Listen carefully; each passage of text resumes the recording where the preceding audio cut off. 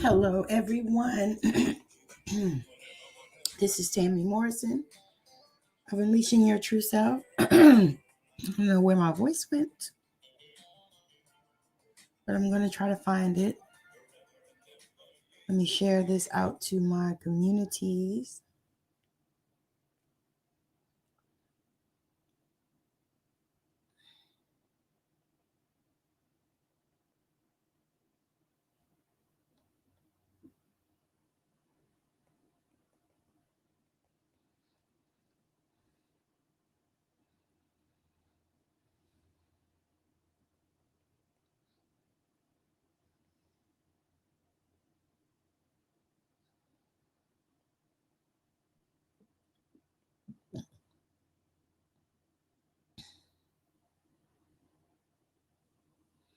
Okay, all right, let's see. Let me send it. Okay, all right, that is that. Hey, Mom, thank you for joining.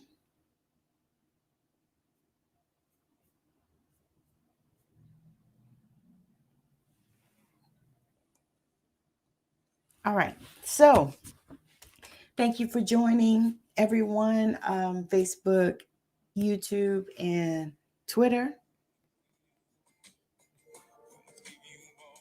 Give us some music. Okay, so what I'm talking about today is Your Story Matters.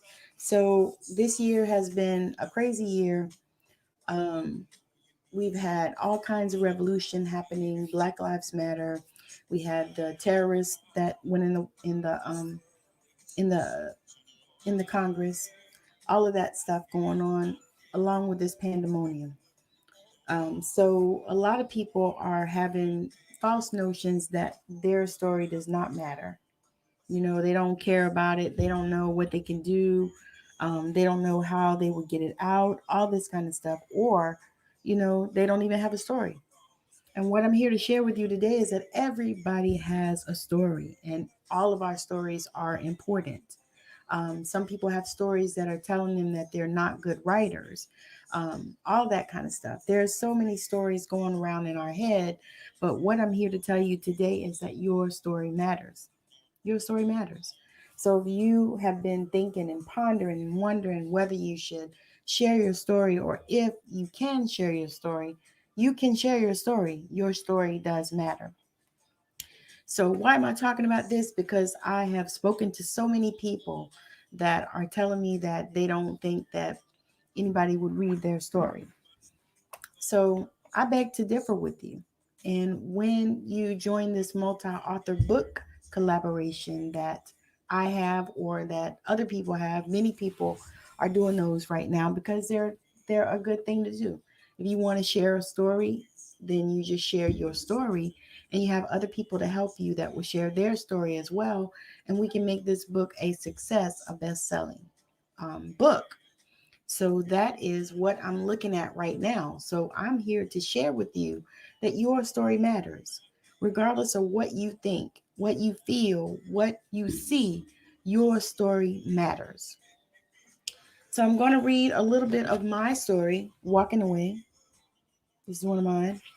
And then I want to share a little bit about what I'm doing and how I'm inviting you. So, the journey. Chapter 2. Sometimes it's the journey that teaches you a lot about your destination. Drake. I didn't even consider myself in the equation. I simply thought of how I could help my husband fight this terrible disease. I had taken care of so many people in the same situation, and now it was affecting my life. I had no thoughts of my own life at this time, although Matt was thinking of that. He told me he sensed I was not infected. He was also intuitive, however, he rarely embraced that gift. In retrospect, I think if he had chosen to accept the gift, he wouldn't be where he was now. Though I wanted to believe him, I didn't have time to focus on that. At that point, I was only thinking of him and how this would affect our family. I didn't realize at that time we were embarking on a journey that would set the stage for future events. I was not considering the secret we felt we had to keep. My only thoughts were of survival at that time.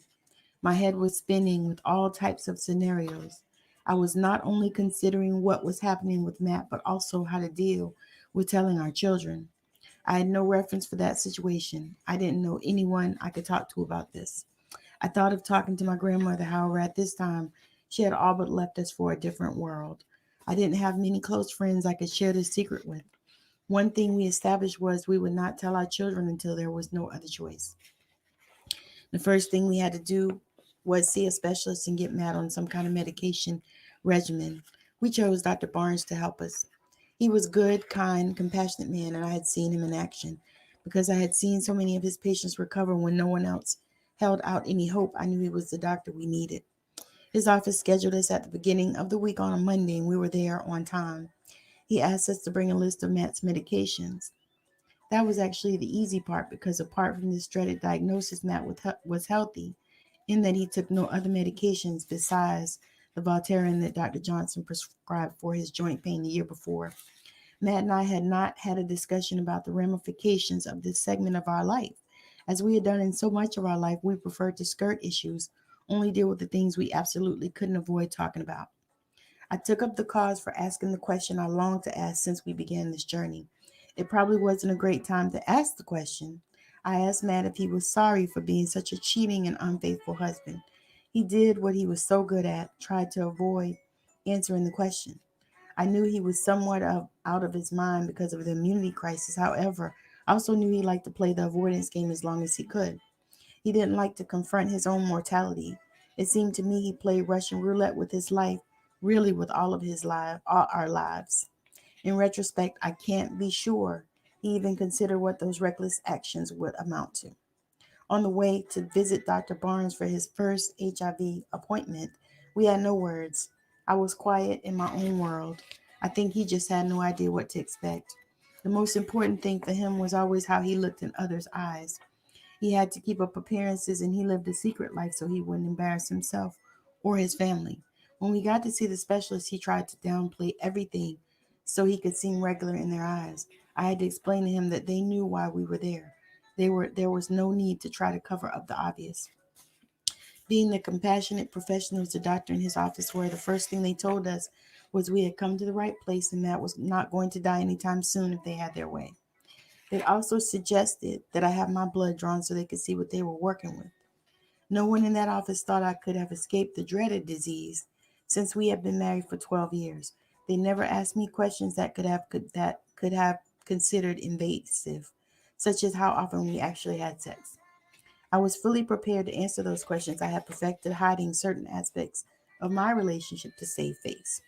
They prepared me to draw my blood, which I must say is unnerving for me. I tell people that although I am a nurse, I still rather draw blood than have mine drawn. I am rather squeamish about it. I considered the feeling by firstly not watching and by taking myself out of that place in my mind. I still had no thoughts regarding what I would do if I were to test positive. In my mind, it was impossible. I sat there as the nurse was able to get my blood on the first stick. I allowed my mind to go in sort of a meditative zone. I watched as she put the vials of blood in the blood bag for the lab to pick up. I half heartedly heard her tell me the results would be ready in a day or two. After getting my blood drawn, the doctor called us both in his office to talk about the treatment protocol. There were a few more drugs available besides AZT, which was the first prevailing drug on the market to treat HIV/AIDS.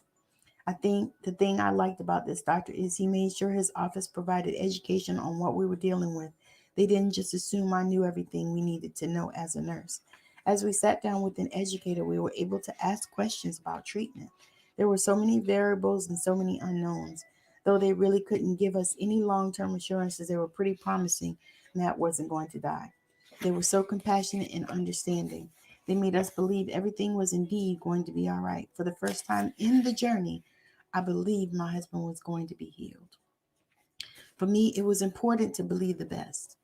I had a gift I used so much in my work, seeing things for what they were and not what they look like. It was time for me to use that gift in my own life.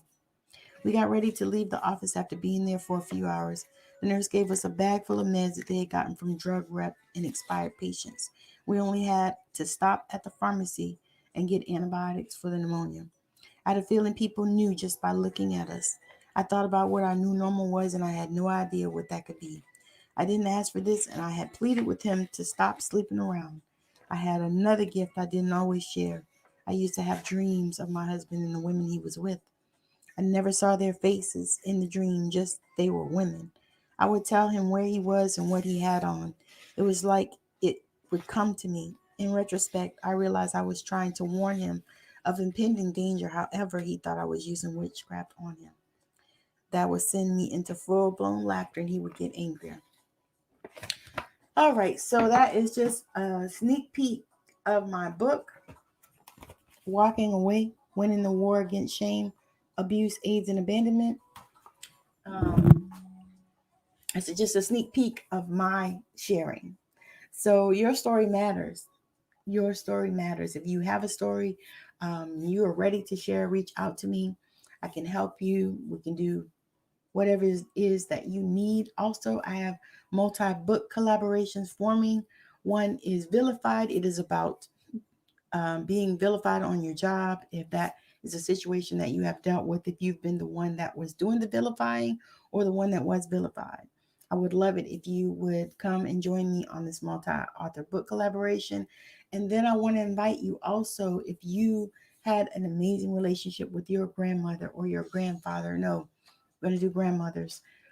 Join me in this multi-author book collaboration, Passing the Pearls. I want to share this with you because this was just going to be my story, but I got an idea last night to share it because I know there are a lot of other people just like me that had special relationships with their grandmothers, and their grandmothers actually passed them the pearls. So if that is you and you want to write in that particular story, book collaboration, please reach out to me. Send me a private message or comment below the video, wherever you're watching it, and reach out to me and let me know that you would like to join me in this multi-book author collaboration, multi-author book collaboration. That's it.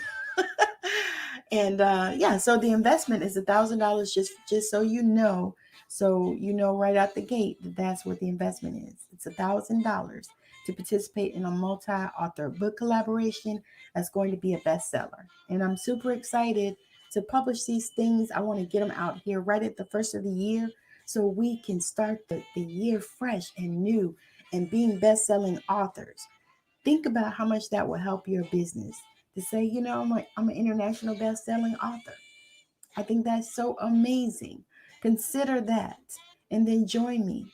Send me a message. Say I want in. I want to join you in the multi-author book collaboration. So just let me know if those things interest you. I appreciate your time. And I just want to say again that your story matters. Your story matters. And when you put it in a book collaboration, it's like it just comes together and it comes to life. And also, it's so much easier because you're just writing the 3,000 words. You don't have to write the whole 50,000 words or whatever the books are. Like this book that I just read to you, that was just my book. So I wrote all the words. So if you join me in a multi-author book collaboration, you would just have to do 3,000 words, which you generally, I'm going to tell you, that's really easy to do. Now, I know you say that that's a lot of words, but it really isn't. By the time you sit down and start writing, it's time to find the conclusion, generally. All right. And that's something that you'll get assistance with as well. You'll get assistance with that as well. So it's a no brainer. It's a win-win, right? So if you are looking at this and you're like, okay, yeah, I hear what you're saying and it's speaking to me, then send me a private message. We'll have a conversation and see if you are ready to join us in this multi-author book collaboration. So thank you so much for hanging out with me, and I hope you have a wonderful rest of your day, evening, weekend, or night. I will be back on here tomorrow. I will see you then. Bye now.